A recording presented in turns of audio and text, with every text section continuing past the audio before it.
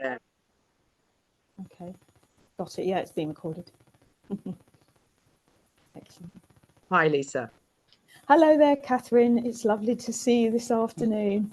So we're just doing a brief little chat, informal chat today. And I think we're going to have lots of these, actually. So it's going to be fantastic to connect with you on many occasions. There's so much to talk about, isn't there? Because the world's gone a little bit crazy in the last few years. So could you please tell me, Catherine, about your career, a bit about your background, and we'll see how that links into some of the sort of surveillance aspects of our lives that we're living through at the moment. That sounds like a good plan. And just to say that we're talking about this event, or we're this, which is coming up on the 11th of April, and you can see more in the Society Controlled or Free group. So yes, well, I actually did. Um, I studied art and design, and the creative life is very important to me, and for everybody to be free to create. In now, I do probably more writing than artwork, but that's creativity is number one. I'm also an alternative health practitioner, and now I'm very interested in individual people's health.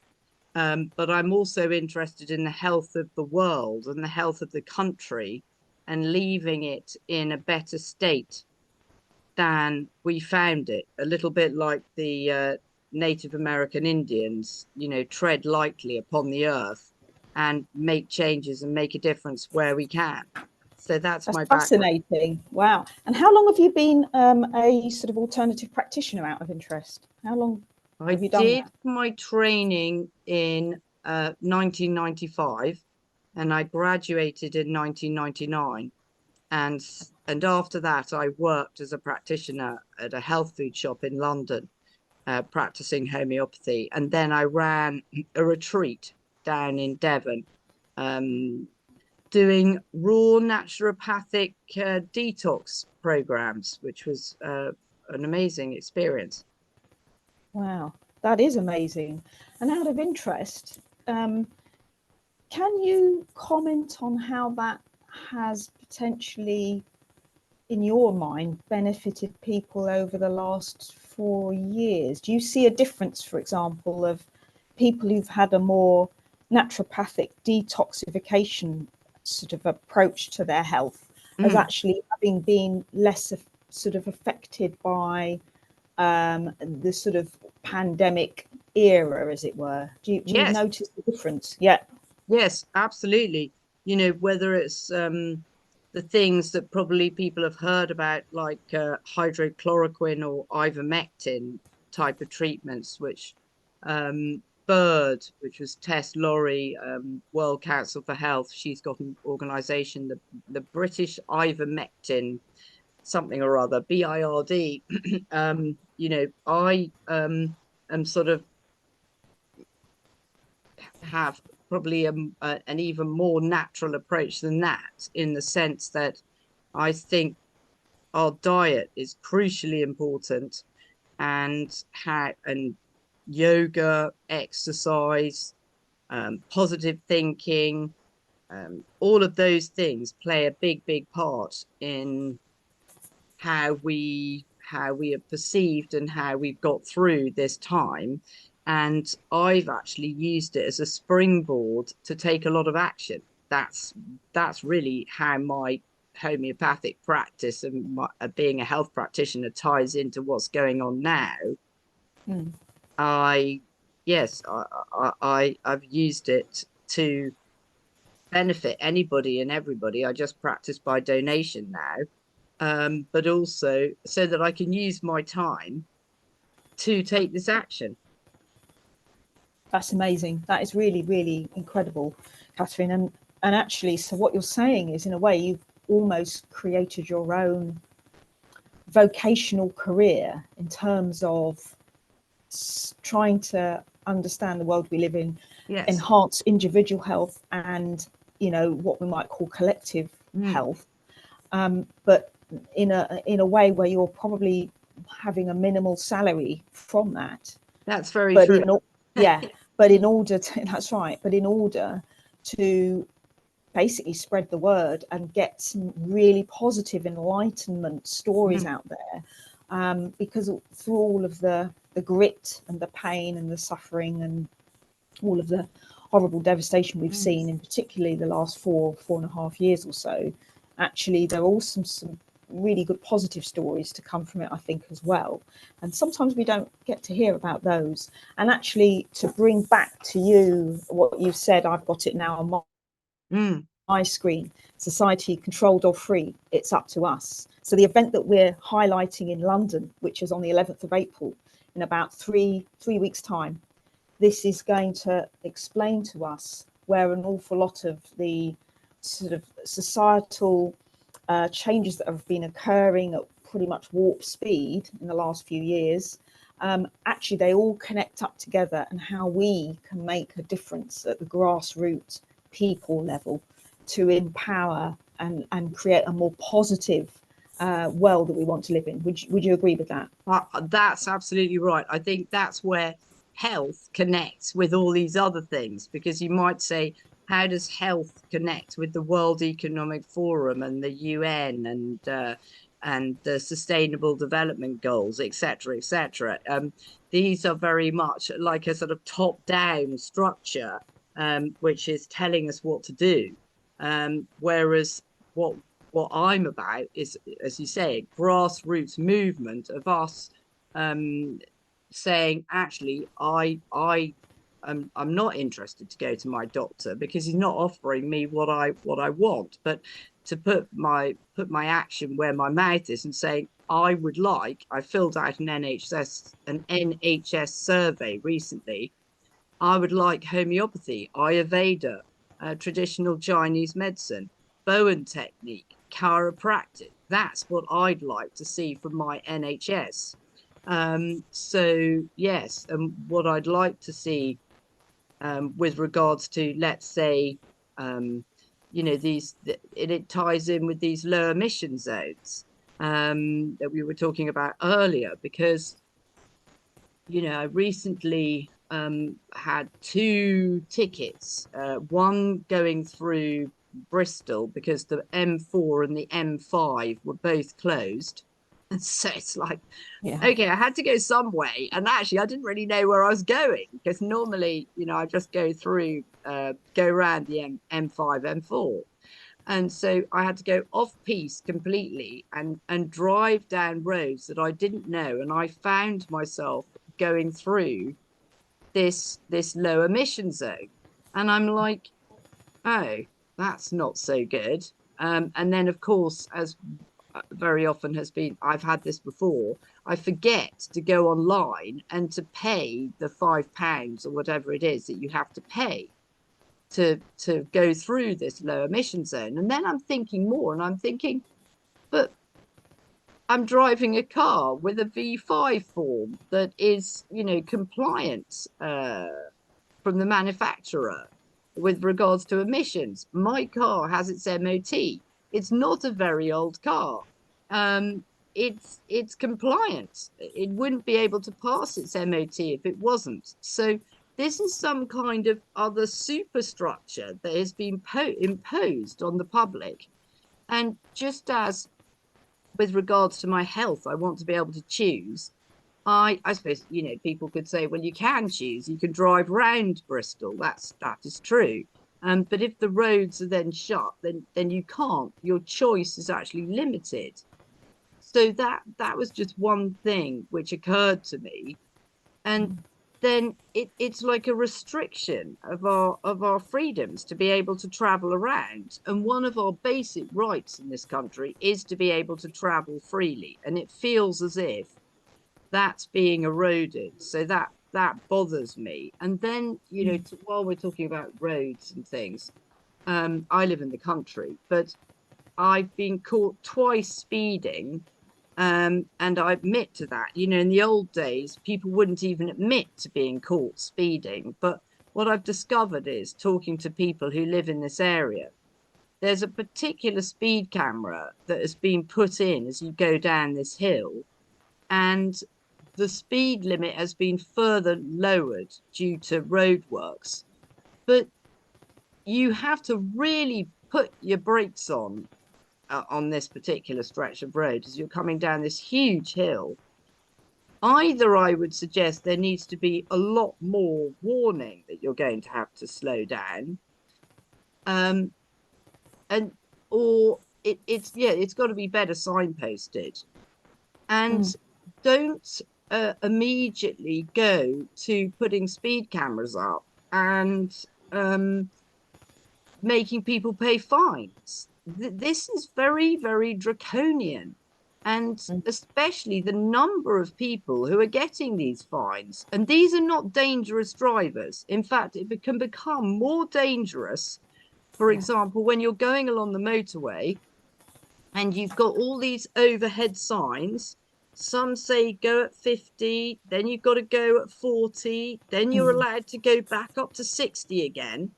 You've lost track. Your Mm. eyes are on the signs telling you what to do and not on the road. And Mm. Mm. I think it leads to more danger than if there was a consistent sort of 50-mile speed limit, which very often there has been in the past.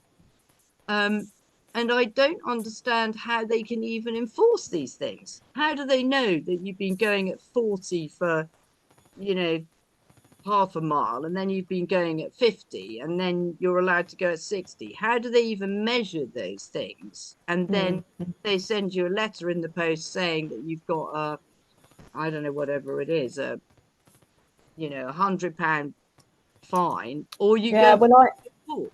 that's really interesting what you said. There's a few things to pick up on that. Firstly, if you're going down a really steep hill and you've hardly had any warning, and I was actually thinking, if the weather was really raining and it was slippery on the roads, and we've had a lot of rain, it's Mm, actually dangerous anyway to be braking suddenly mm, just because of this sort of speed camera. And certainly most of the ones near me, often they do give you quite a lot of warning before the speed restriction or the camera. They'll give you a sort of speed camera notification. And so you tend to start to slow down or make sure you're certainly mm. within the limits. To the point where sometimes you think, oh, I'm not even sure this camera's even switched on. So that's interesting. And out of interest, do you know what the speed limit was of the camera area that you think you've got the 2 tickets for? Was it 40 or Yeah, 30 well, or? originally that camera was set to 60, Right. and then it was put down to 40 for the roadworks. Mm, mm. So Okay, so that's a big everybody, yeah, it's a decrease. big difference. Everybody was programmed that you had to go at 60. Yeah, Then suddenly taking it down to 40, it yeah, was a big difference, especially if yeah. there was nobody on the road. You know, as you're approaching something, if you see a bit of a build-up of traffic, you're going to slow down anyway. You're going, Absolutely. if you see the traffic slowing down, you will naturally slow down because of what you Mm, see in front of you. You see the brake lights. That's your cue, in fact, as a driver, yeah, to yeah. slow down. Mm, So, I mean, obviously, you look out for the speeding signs, and I think we're very lucky in this country to have a very good, when you are on a motorway and there's some kind of roadworks going on, it's very well signposted, very well lit to get everyone to funnel into the lane as it goes down from 3 to 2 to 1. So I don't want to get picky about everything, but I think that I do question certain things, and I question the draconian nature of the penalties, and it does look to me as if it's a money making scheme. And especially, I mean, there's other things like the we've looked up on Companies House. The police, the different police forces are actually private companies, and the mm, people who the money is going to are private companies. So mm. that can't be right either. So it really does. It raises a lot of questions, and these are the kind of things that we're going to talk about at our event, because they do affect. They're starting to affect everybody, aren't they now? Yes, they are. And there's been lots of big construction work on the M25, as well as, like you say, recently the M4, as well as M3 closures on and off for the last couple of months. The M25 has had an upgrade that won't even finish till the summer of 2025, and that's been ongoing for quite a few years, because they're doing some road widening, I think, particularly by the A3 junction 10 Guildford turnoff. I come down that way every Friday evening, and it is quite a pain. And I happen to know from my partner, who's a truck driver, that he's got somebody he knows who's in the sort of speed control unit, and they purposely put a lot of these speed control restrictions on the motorway purely to camera people, to catch them out, because they're going from 50 to 40 or 40 to 30 or whatever the restriction is.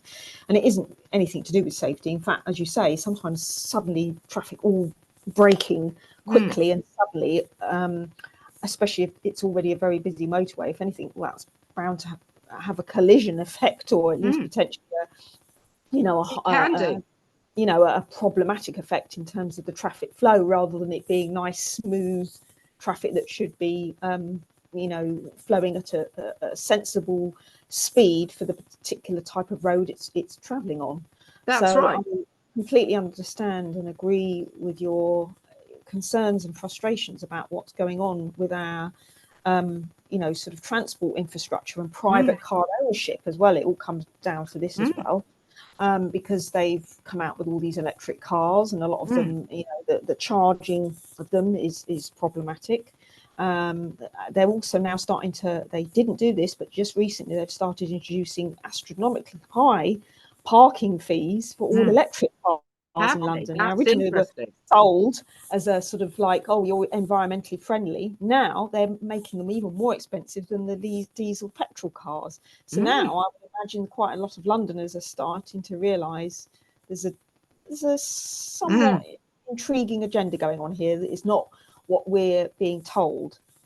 That's so right. It comes back to our great events, as you rightly say, society controlled or free, it's up to us, which is held in sort of Westminster area of London, and going to be fantastic because there's so many things to talk about with this event. It's 4.5 hours, isn't it? And we have literally got a fantastic mixture of videos, of pre-recorded interviews, as well as live presentations from experts, and the opportunity for our audience to participate as well in a Q&A session, so where they can also learn about some fantastic grassroots movements, National Residents Association, some other recently formed should we say organizations, non-profit organizations. The host, in fact, of the event, AIX, which is trying to give people some fantastic guidance and campaigning, awareness raising, examples of how they, if they're concerned about changes happening in their environment with particular sort of infrastructures that are being set up, how they might be able to learn more about what's going on behind the scenes at the sort of local level with regards to how they might be able to raise any concern about that or potential objections. So again, all of that's going to be covered in this event. So we are really hoping that people will get to see this. We're putting it on Facebook, aren't we? We're putting it on lots of places, Instagram, and our speakers. Yes. We can mention them, can't we? Yeah. Because they also have been commenting on this event. So we've got Sandy Adams, haven't we? Jim Ferguson, Andrew Bridgen, to name but a few of our speakers, be there. And they are very, they've got some fantastic things to share with us and updates, I'm sure, about various different things that they've been trying to do to let the people's voice be heard. That's right. Maybe that's a good place to end. So yes, date for your diary, 4:45, Thursday, the 11th of April, 2024. See you there. See you there. Thanks a lot. Thank you.